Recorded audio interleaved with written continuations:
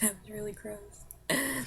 I just sneezed. Today I'm going to be talking about an old series of detective novels written especially for girls and published by Grosset and Dunlap. Oh my goodness, Nancy Drew? I loved her when I was little. I read, all of them. Oh, no, not Nancy Drew.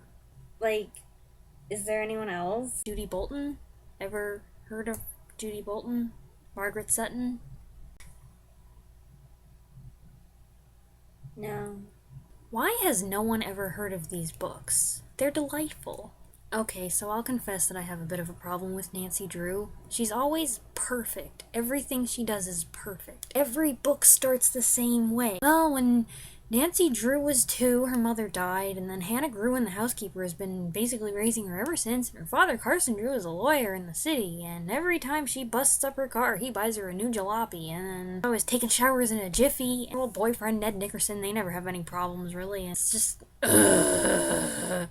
The Judy Bolton mysteries by Margaret Sutton are completely different.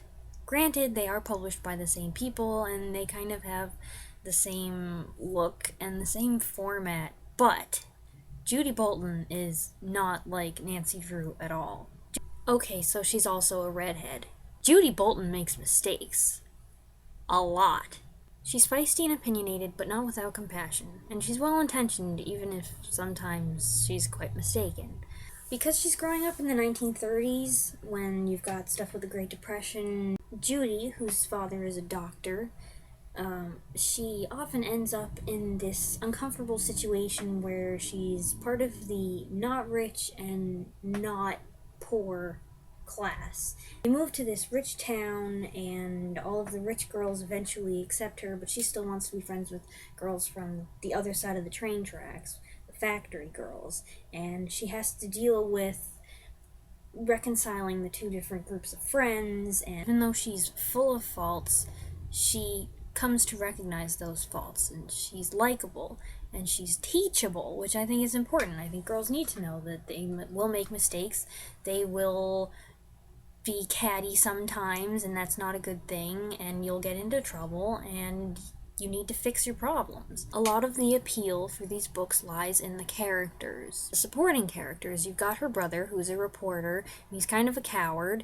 and yet he's trying to be a star reporter, and she kind of fights with him and gets him out there. And then you've got the rich friends and the poor friends. And what's really key is that as you go throughout the series, people's lives actually advance. They're not just stuck in this constant stagnation of being 17 or however old Nancy Drew is. Relationships are constantly growing. During the course of the series, people fall in love, they get married, they have children.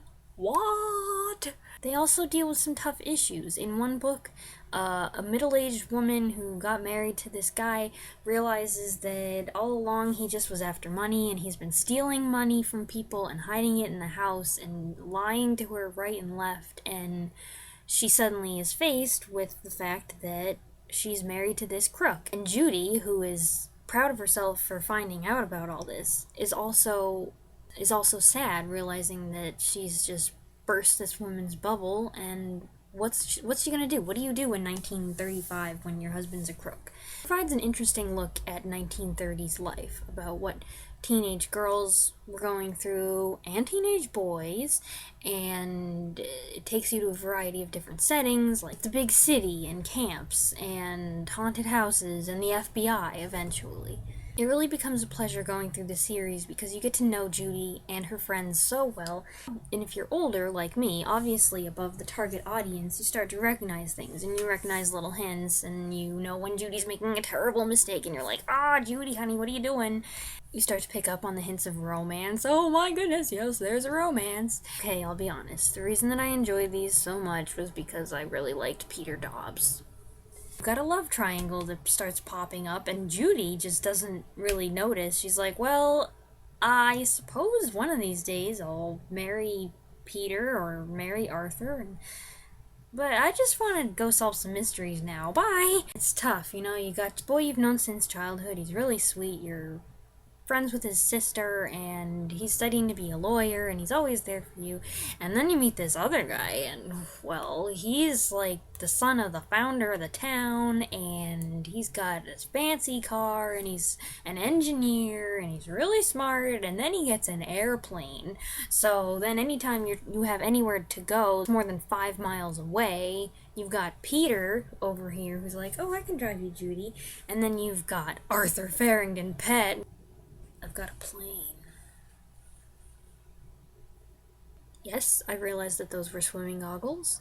I was going to try to collect all of the old original copies, but I actually want to read them and not just possess them. So I've got, the old ones that we have from some used book sale, and, there's the red ones, and then there's the green ones, and then there's some that actually have pictures on the covers.